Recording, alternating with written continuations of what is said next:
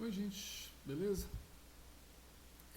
Essa semana a gente vai ter uns vídeos um pouco, não digo diferentes em relação à bioquímica, mas como eu tinha comentado com vocês na videoconferência, alguma coisa sobre análise de dados, tá? Não propriamente estatística, aquela estatística nem da graduação, né, ou nem a bioestatística.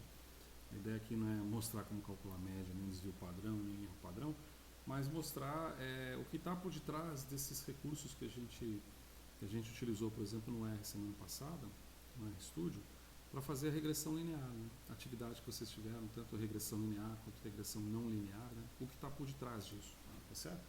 Bom, então, o que está por detrás disso, e que eu venho tentando estabelecer já há umas 2 semanas, então, uma técnica chamada de mínimos quadrados. Tá? Técnica de mínimos quadrados. Bom, essa técnica não é propriamente uma técnica, você pode chamar de um procedimento, ou com os conceitos que envolvem isso. Basicamente, a situação é a seguinte. Você tem ali, nossa, isso já ficou feio de saída. Você tem dados experimentais, tá certo? E os seus dados experimentais, eles podem ser colocados dentro de uma relação tal que você, por exemplo, apresenta um x aqui, ficou mal feito, né? Também acho, e um y aqui, uma variável independente e uma variável dependente aqui, tá certo? Bom, o método de mínimos quadrados, ele parte do pressuposto que você tem que achar uma determinada tendência aqui no meio que possa ser a mais, você pode fazer no olho inclusive, e eu já vi trabalho publicado em que a pessoa fez uma régua, tá? Você aproxima aqui se gostar da minha reta ficou assim, não, mais reto que isso, vou te falar uma coisa, né? Você aproxima aqui faz de conta que isso é uma reta, tá? Uma reta tal, teórica, que essas distânciazinhas aqui, ó, ou seja, a gente toma isso aqui como um valor, vou até colocar com outros termos aqui, tá? A gente pode tomar isso aqui como um valor observado, e tecnicamente esse aqui vai ser o valor, vamos colocar assim, valor teórico, né? E o que a gente faz é reduzir, buscar um procedimento que reduzam essas coluninhas aqui, tá? Então, quanto menor for a somatória dessas coluninhas aqui, tanto melhor vai ser o ajuste conquistado. Então a gente está falando que existe uma diferença aqui entre o observado e o valor predito. Em vez de colocar teórico, vamos colocar teórico. Alguns livros colocam como predito também. Tá bem? Então há uma diferença entre o valor teórico e o valor predito. Essa diferença vai ser essa coluninha aqui, essas coluninhas pequenininhas aqui. Então eu não estou interessado em pegar uma ou outra, eu estou interessado em pegar todo mundo. Então, na verdade, o que me interessa aqui é o que me interessa aqui, portanto, é a somatória, tá certo? Os valores observados menos os valores teóricos. Então, isso aqui seria o mínimo, né? Eu estou buscando aqui minimizar essa função, tá certo? Então, eu busco uma função tal aqui que eu tendo a minimizar essa função. Vamos escrever assim, minimizar essa função. Tá bem? E essa minimização, como eu insisto, ela se dá através da redução máxima possível dessas barrinhas amarelas aqui em relação à reta teórica, né, que está sendo alocada aqui. Só que tem um detalhe. Às vezes o ponto tá acima, o ponto teórico está acima do experimental, né? Às vezes o ponto teórico aqui está acima do experimental, e às vezes o ponto teórico pode estar, como aqui, ó, abaixo do experimental, né? Isso faz com que às vezes você possa ter valores observados e valores teóricos. Quando você faz essa diferença aqui de um pode dar positivo, o outro pode dar negativo, o outro pode dar positivo, o outro pode dar negativo. Vai que dá o azar de estar metade positivo, metade negativo, de tal maneira que um anula o outro, então isso aqui dá zero. Entendeu? Claro, isso é um exagero. A ideia por detrás é que, se você computar esses valores simplesmente como sendo valores absolutos, Essas diferenças aqui, elas podem ter uma tendência que será, né, que decorrerá em função da quantidade de valores positivos e valores negativos encontrados nessa diferença. Então, o que os caras fazem? Isso. Quadrados. Tá? Então, o que se chama de mínimos é isso aqui. E o que se chama de quadrados é isso aqui. A ideia é eu propiciar essa função tal, vou colocar uma outra cor aqui. Eu propicio uma função tal que eu minimizo o quadrado dessa diferença aqui de todos os valores. Por quê? Quadrado de menos 1, 1. Quadrado de menos 4, quadrado de menos 4, quadrado de menos 4, 16. Quadrado de 4, 16. Então, os valores negativos elevados ao quadrado se tornam positivos. Tá certo? Então, desse jeito, eu consigo obter sempre aqui dentro dessa expressão valores notadamente positivos. E quanto menor for essa diferença aqui, significa que o observado está mais próximo do valor teórico. Se o observado está mais próximo do valor teórico, melhor é o ajuste conquistado, né? Melhor é o ajuste que se consegue. E aí, no final das contas, eu acabo buscando, em função dos procedimentos, né? Não importa o procedimento, existem vários procedimentos para isso. Eu vou procedimentos. Eu vou colocar um ou dois só. Existem vários procedimentos para isso. O que eu quero basicamente é obter uma expressão de reta aqui, né? Então veja, se a gente colocar aqui novamente um eixo x aqui, ó, um eixo x variável independente, um eixo y variável dependente, e eu tiver aqui uma reta, né, na hora que nós estamos buscando uma reta tem a seguinte propriedade, ou as seguintes propriedades. Primeiro, a inclinação é a mesma em todos os seus pontos. Então vamos chamar essa inclinação aqui como sendo B, tá? Inclinação é B, tá certo? O intercepto é único. Então o intercepto aqui a gente vai chamar de A. Então A é o intercepto. Intercepto, tá certo? E se a gente prolongar, é claro que isso não tem, por vezes, significado físico, pode ter ou pode não ter, mas vai que você se lembra disso daqui lá no teu ensino médio. Esse valor aqui representa menos B sobre A. Tá? Então, isso são, vamos dizer assim, atribuições que você tem de uma reta. Tá certo? Então, se a gente colocar, eu inverti aqui, não, eu inverti aqui, tudo bem. Então, digamos que você tenha empregado um procedimento, com técnica de mínimos quadrados, e obtido esses parâmetros aqui. O intercepto e a inclinação.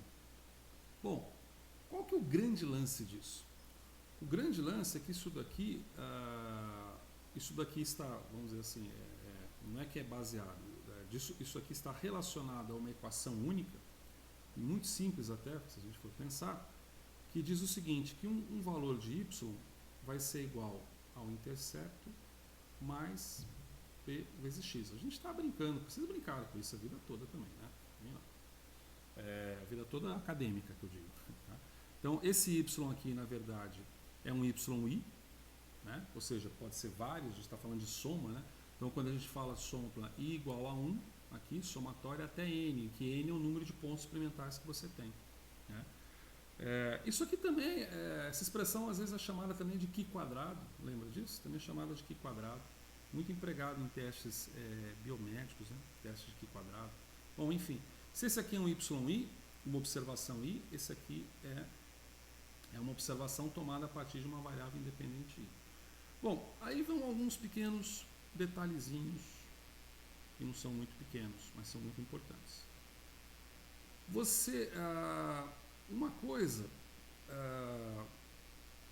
deixa eu colocar aqui de outras formas. Se eu tiver experimentalmente uma situação dessa aqui, ó, vou colocar algumas situações. Ó, eu tenho x, y aqui eu tenho x, y aqui, deixa eu me tirar daqui, errei. Aqui eu tenho outro x. Existem várias situações possíveis, tá bem? Vamos colocar mais outra situação possível aqui, ó. Tá? Vamos dizer que eu tenho uma situação assim, vamos dizer que eu tenho uma situação assim, vamos dizer que eu tenho uma situação assim. Vamos dizer que eu tenho uma situação assim. Quando você olha essas situações, isso podem ser resultados obtidos na bancada de experimentos mesmo, né? Em que você tem, por exemplo, essa aqui parece uma curva dose-resposta, é uma curva sigmoidal, tá certo?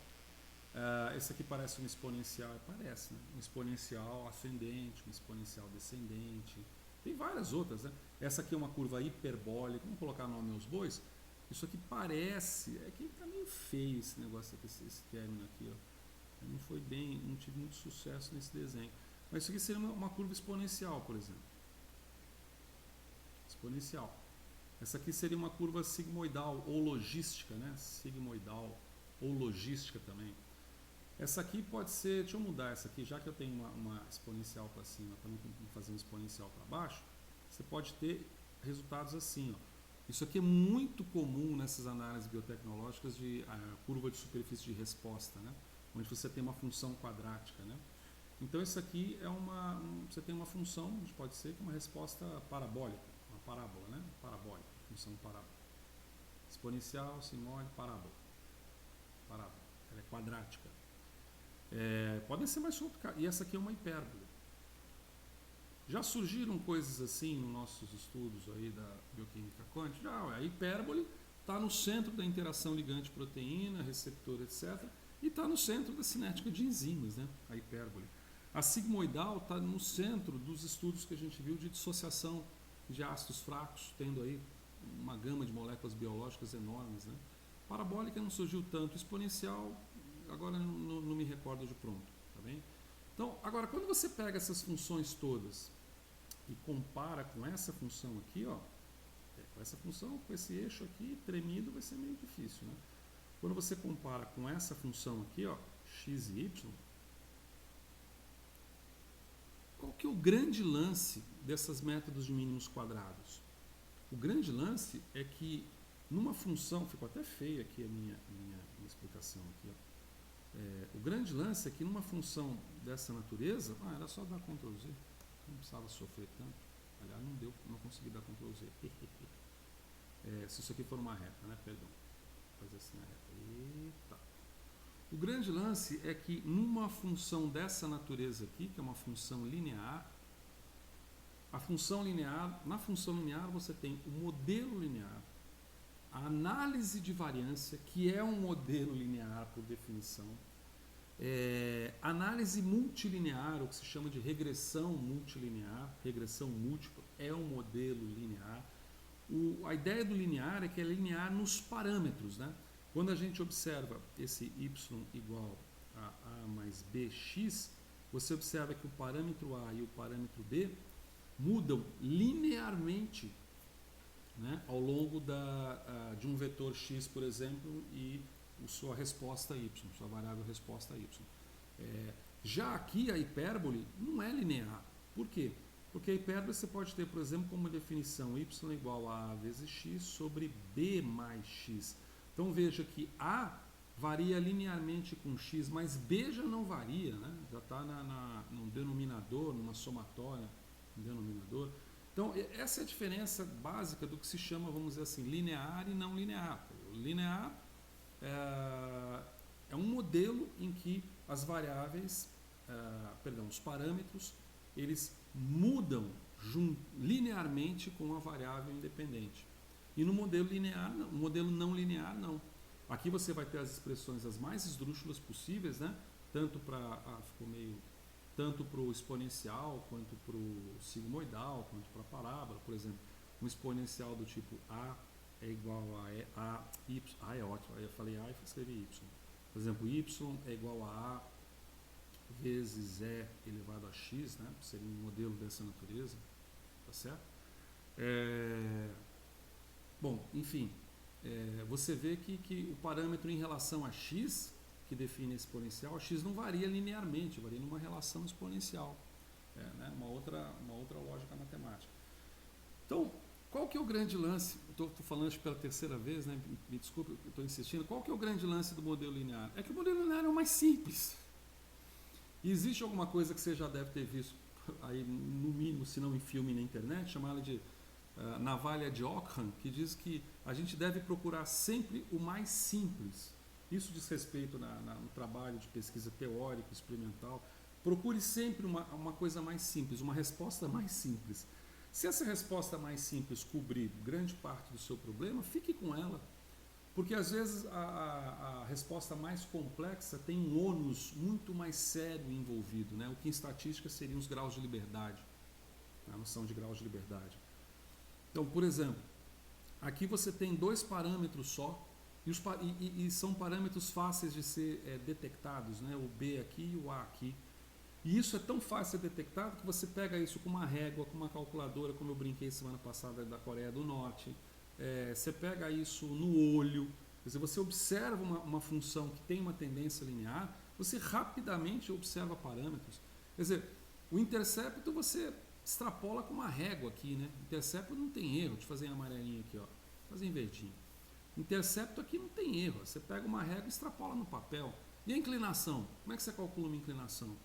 Pô, cara, se a inclinação é a mesma ao longo de todo o trajeto dessa linha, o que é diferente do modelo exponencial, sigmoidal, parabólico e hiperbólico, que são modelos, por definição, não lineares, eu posso tranquilamente pegar aqui uma determinada distância aqui, chamada ΔY, projetar essa distância aqui, isso eu meço com uma régua também, se quiser. Eu projeto, régua que eu falo é régua mesmo, você pode pegar uma régua. Projeto isso aqui para essa distância ΔX aqui, tá? E tenho que B vai ser igual a ΔY sobre ΔX. Você deve ter feito isso em algum momento da tua vida acadêmica, até no ensino médio, se bobear, tá? Quer dizer, é fácil analisar. Agora, como é que eu vou analisar esse parâmetro A aqui da exponencial? Como é que eu vou analisar né? Como é que eu vou fazer essa relação de x com A? É muito mais difícil. Como é que eu vou fazer essa relação de B da hipérbole aqui, né? No caso da parábola, né, que também você tem y é igual a mais b vezes x mais c vezes x2, por exemplo, tá certo? Essas relações ficam mais sofisticadas, né? Aqui já não, aqui eu já mato o problema. Então, isso não é só retórica, isso é científico, a partir do pressuposto que o modelo linear é o modelo mais simples e ele deve ser buscado. Ocorre que muitas vezes você não tem um modelo linear na tua mão, né? Por exemplo, na hipérbole, a situação da hipérbole, a gente não tem um modelo linear, concorda? Na situação exponencial, você não tem um modelo linear. Mas nós vimos uma coisa, que eu posso muito bem pegar essa hipérbole aqui, trazer essa hipérbole aqui para baixo e, por exemplo, atribuir os seguintes parâmetros. 1 sobre y vai ser igual... Agora tem que lembrar, né, moçada? Vai ser igual a B sobre A vezes 1 sobre X mais 1 sobre A. É o que a gente estava discutindo como linearização, né? Isso aqui nada mais nada menos do que o duplo recíproco a partir de uma curva hiperbólica. E eu posso fazer isso com tudo, tá? Por exemplo, eu posso pegar exponencial aqui. Como que eu faço para transformar uma exponencial numa reta? Assim, papum, né? Então aqui a gente vai ter... Só relembrando, relembrar é viver, aqui 1 sobre x, 1 sobre y, aqui vai ser 1 sobre a, e aqui vai ser, a inclinação vai ser b sobre a, tá certo? 1 sobre y aqui em cima, tá? E exponencial, por exemplo, eu posso transformar numa reta também, veja, quando eu tenho exponencial, aqui exponencial, eu posso muito bem transformar isso aqui em logaritmo. Ó. Eu pego esse membro aqui e faço ln de y como sendo igual a ln de a vezes e elevado a x. Por que eu coloco ln? Porque é um logaritmo natural. Por que eu estou colocando logaritmo natural? Porque eu tenho o número de Euler aqui, o número Euler, né? O 2,7, 3, etc.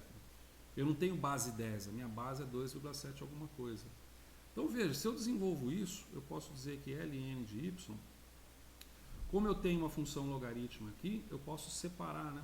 Desmembrá-la. Então eu tenho igual a ln de a mais ln de e elevado a x, tá certo? Muito bem. Então eu posso dizer então que ln de y vai ser igual a ln de a mais, ora, logaritmo natural de e some com logaritmo, mais x. mais x. Isso aqui ficou até bem esquisito do jeito que eu representei aqui. Isso é como se eu tivesse aqui, então... Isso aqui ficou... x. Isso aqui ficou assim, ó. É como se você tivesse... Tá? Esse x é como se fosse 1 vezes x. Então veja que você tem aqui, ó, um y, aqui você tem um intercepto A e aqui você tem uma inclinação B, né? Então esse gráfico ficaria alguma coisa assim, ó. Você tem aqui x, aqui você tem y, isso significa que você vai ter um intercepto aqui, ó. Esse intercepto aqui, portanto, é ln de A, e a inclinação é igual a 1. Tá? Então esse é só um exemplo, tem vários outros, nos quais você pode pegar curvas, né, resultados experimentais que são curvilineares, e transformar esses resultados experimentais curvilineares. Mais uma vez eu fiz aquela besteira de começar aqui embaixo para depois fazer em cima. Mas vamos deixar desse jeito, então eu conserto aqui agora. Pera aí. Deixa eu só fazer isso aqui. Venho para cá, subo para cá. Vou ter que fazer quadrante aqui pelo visto, né? Então vou colocar assim, a gente coloca aqui, ó, 1, 2, esse quadrante mais doido do mundo, 3, não sei se a gente chega a 4, se chegar eu anoto, tá? Que eu já vou parar essa gravação também.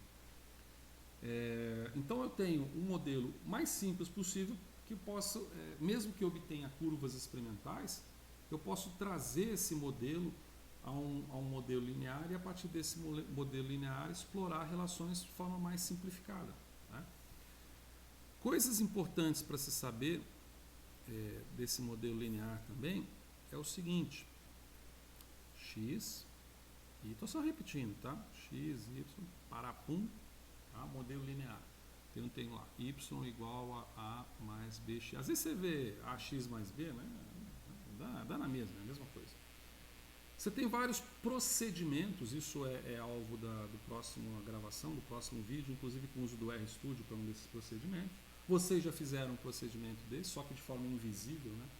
Invisível no meio caixa preta, né? Você joga lá a função LM e o R faz para você. Então nós vamos fazer de um outro jeitinho. Isso aqui tem pressupostos que são pressupostos muito importantes. E esses pressupostos muitas vezes não são seguidos. Esses pressupostos são condições para que um ajuste linear, uma regressão ao modelo linear, seja aceita. E se a análise de variância também é um modelo linear, você pode ter certeza que os pressupostos são os mesmos. Então, você tem vários pressupostos. Um pressuposto básico é que as variáveis sejam independentes. Variáveis? Aqui está como variáveis, tudo bem. Sejam independentes. Tá? Variáveis sejam independentes. O que quer dizer isso? Quer dizer que x é x. Y é uma resposta qualquer. E eu estou medindo essa resposta em função de x. Mas não existe uma dependência intrínseca. Y não é uma função implícita de x. Tá? Vou dar um exemplo prático dessa situação. Quando você tem, prático assim para a nossa área, né? Quando você tem 1 sobre v e 1 sobre s, tá? Que é o Lineweaver-Burke, o gráfico duplo recíproco de cinética, aqui eu tenho v e aqui eu tenho s. Então, qualquer ajuste linear que eu puder aproveitar o Lineweaver-Burke, eu vou aproveitar ele com o pressuposto de que as variáveis são realmente independentes. Agora, se eu tiver o gráfico de Scatter, em que você tem mi barra, que é aquele número de sítios ligados, e aqui o número de sítios ligados sobre L, ele dá alguma coisa aqui em que você tira a constante de associação, o parâmetro mi, que é o vzinho lá, meio doidão, ele aparece na variável no eixo x, no eixo da abscissa, e aparece no eixo na ordenada. Sabe o que isso significa do ponto de vista mais conceitual da estatística? Que ninguém poderia fazer Scatter conceitualmente falando. Porque quando você faz uma regressão linear com os dados do tipo do scatter, você fere o pressuposto inicial do modelo linear, de que as variáveis sejam absolutamente independentes. Mas por que se faz normalmente? Porque, a despeito da estatística falar uma coisa, primeiro, faz uma reta, e segundo, é muito diagnóstico. Acho que eu não abordei com vocês, não me lembro de ter abordado, não sei, agora eu estou na dúvida. É muito diagnóstico a fuga da linearidade de modelos curvilineares. Então você pega um modelo que é curvilinear, lá, uma hipérbole, né? Que na verdade o scatter surge da hipérbole, o Lineweaver-Burke surge da hipérbole. E você transforma numa linha reta. E esses modelos não ficam retas, ficam curvas de alguma forma. Essas curvas podem indicar um diagnóstico, no caso específico da interação mais de um sítio, efeitos de cooperatividade, coisas que a gente já debateu, tá certo?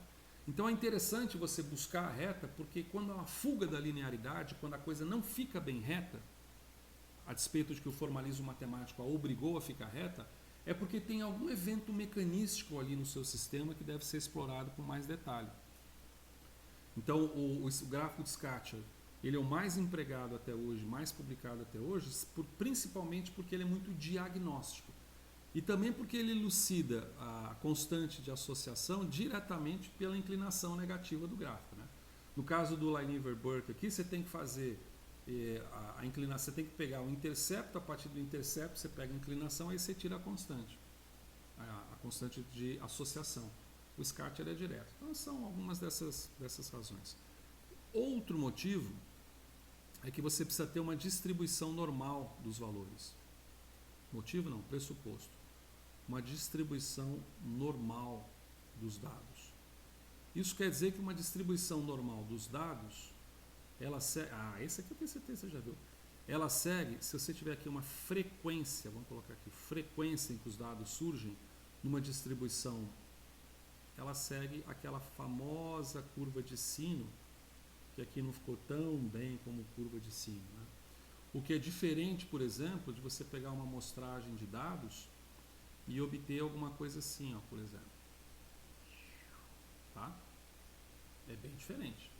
Então já não segue propriamente uma distribuição normal. E tem testes estatísticos e testes gráficos para você verificar, só que a gente não costuma prestar muita atenção nisso.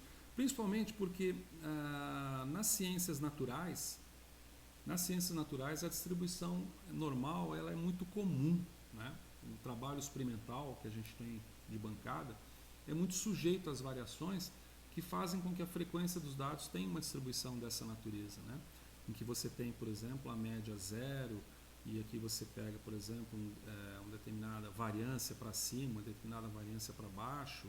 Sabe quando você fala assim, P menor do que 0,05, é que você fala o seguinte, a probabilidade de eu pegar isso daqui, ó, né? Aqui, ó, P menor do que 0,05. A probabilidade de eu pegar esse trechinho aqui é muito pequenininha dentro de toda a frequência de situações que podem acontecer. Tá? Então a distribuição normal é comum. Agora, a curva normal ela é uma curva que exige muitos números, eles falam acima de 30 ou até acima de 100, dependendo do autor que você pega. E você não tem no laboratório, muitas vezes você tem 7 dados lá em que você quer buscar uma reta nesses 7 dados. Se tiver em triplicado é 21, não chega a 30. Então, você tem uma distribuição que se aproxima disso, que é a distribuição T de student. Então, quando você vê no RStudio, ele faz uma regressão linear e aparece o valor de T, a gente vai ver depois, vocês já viram, a gente vai ver de novo. Esse T é porque você tem uma distribuição que é próxima do normal, onde N é inferior a 30 elementos, ou 100 elementos, se for uma coisa mais, sei lá, blá blá blá, tá? Esse é um pressuposto, portanto. O outro pressuposto é o pressuposto da homogeneidade de variâncias, tá? Aliás, isso aqui é o símbolo do desvio padrão, então aqui é como se tivesse variância. A raiz da variância que é o desvio padrão. É chamado homogeneidade de variâncias. Tá? Isso significa, numa homogeneidade de variâncias, é que quando eu estou trabalhando com os valores de x aqui, os valores de y aqui, as variâncias desses valores não ficam muito doidonas. Tá? Então, a diferença que existe, por exemplo, desse ponto para esse ponto, desse ponto para esse ponto, desse ponto para esse ponto, não é uma coisa absurda. E aí tem testes para isso. Aí vocês verão na estatística da vida, teste de Levine, teste de Bartlett, tem outros tantos, tá certo? Então esses são pressupostos principais que estão associados ao modelo linear, tá bem? Tem homogeneidade de variância. Eu estou esquecendo de variáveis independentes. Eu estou esquecendo de mas tudo bem. Fica esses por hora, tá certo? Então no próximo, eu encerro o vídeo por aqui, que já está longo pra caramba, e no próximo a gente vai tentar utilizar um procedimento de mínimos quadrados usando o R